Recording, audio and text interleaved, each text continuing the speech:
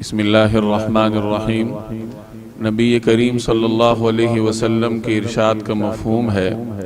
کہ حاجی کی سفارش اللہ تبارک و تعالی 400 گھرانوں کے بارے میں قبول فرماتے ہیں، یا یوں فرمایا کہ اپنے گھرانے کے 400 افراد کے بارے میں اللہ جل جلالہ اس کی سفارش قبول کرتے ہیں۔ راوی کو شک ہے کہ نبی کریم صلی اللہ علیہ وسلم نے اس موقع پر کیا الفاظ ارشاد فرمائے، اور مزید فرمایا کہ اللہ جل جلالہ اس کے تمام گناہوں کو معاف فرما دیتے ہیں جیسے وہ اپنے پیدائش کے دن گناہوں سے پاک صاف تھا۔ یہ مسند بزار کی روایت ہے۔ حج نہایت عظیم عبادت ہے،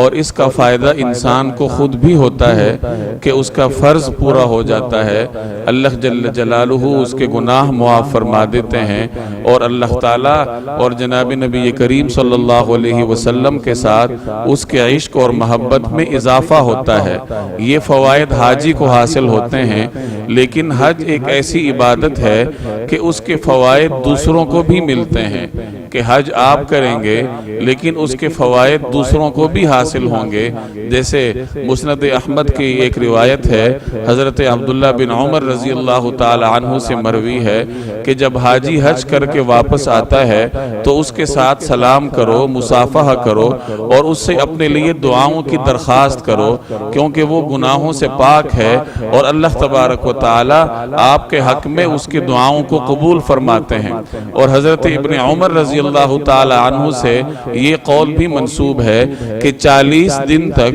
حاجی کی دعا دوسروں کے حق میں قبول ہوتی ہے، یعنی ربیع الاول کے پہلے 10 دنوں تک حاجی کی دعا اللہ تبارک و تعالی دوسروں کے حق میں قبول فرماتے ہیں۔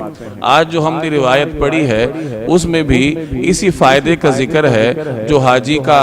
دوسروں کو ایک فائدہ ہوتا ہے، وہ یہ ہے کہ اس کی سفارش اللہ تبارک و تعالی 400 گھرانوں کے حق میں قبول فرماتے ہیں۔ یہاں راوی کو شک ہوا کہ نبی کریم صلی اللہ علیہ وسلم نے 400 گھرانوں کا لفظ ارشاد فرمایا یا یوں ارشاد فرمایا کہ اپنے گھرانے کے 400 افراد کے بارے میں اللہ جل جلالہ حاجی کی سفارش قبول فرماتے ہیں۔ تو دو باتیں معلوم ہوئی کہ ایک تو جب حاجی حج سے واپس آتا ہے تو اللہ تعالیٰ اس کی دعا قبول فرماتے ہیں، اور دوسری بات یہ معلوم ہوئی کہ قیامت والے دن اللہ جل جلالہ 400 افراد کے بارے میں حاجی کی سفارش کو قبول فرمائیں گے کہ جہاں دوسرے لوگ سفارش کریں گے، مختلف شخصیات کو اللہ جل جلالہ یہ اختیار دیں گے کہ وہ دوسرے گناہگار مسلمانوں کے بارے میں سفارش فرمائیں، وہاں حاجی کو بھی یہ اختیار ملے گا کہ وہ 400 افراد کے بارے میں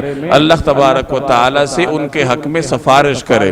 اور ایک فائدہ یہ ارشاد فرمایا اس روایت کے آخر میں کہ حج کے بعد حاجی کے گناہ ایسے دھل جاتے ہیں جیسے وہ اپنی پیدائش کے دن گناہوں سے پاک صاف تھا، ویسے ہی وہ حج کے بعد اپنے گناہوں سے پاک صاف ہو جاتا ہے۔ اللہ تبارک و تعالی تمام مسلمانوں کو بار بار اس عظیم عمل یعنی حج کی توفیق عطا فرمائے۔